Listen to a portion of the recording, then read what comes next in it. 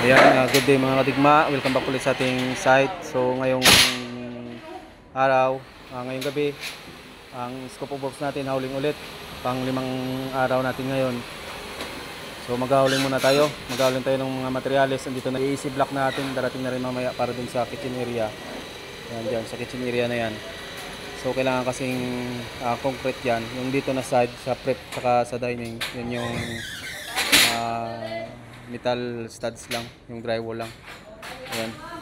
So doon sa taas na nagpe-prepare na rin tayo nung mga full threaded natin para dyan sa mga siparlins. Mag-drill tayo ngayon kasi nakakuha na tayo ng permit. Ayan. Tapos dito, yan, na-board up pa na rin namin yan.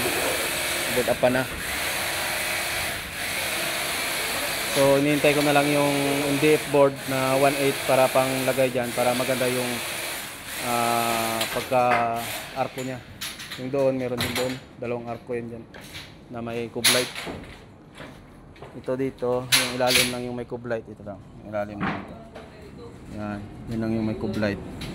Dito, naka-arko lang siya. Yan. So hauling muna tayo ngayon lahat. Yan, yung piniprepare ni Kino para yan dito sa taas nitong storefront natin. Ayan yung pampatibay dun sa kakapitan nya, yung pinakasara nya. Yan ang muna ngayon. Maraming salamat.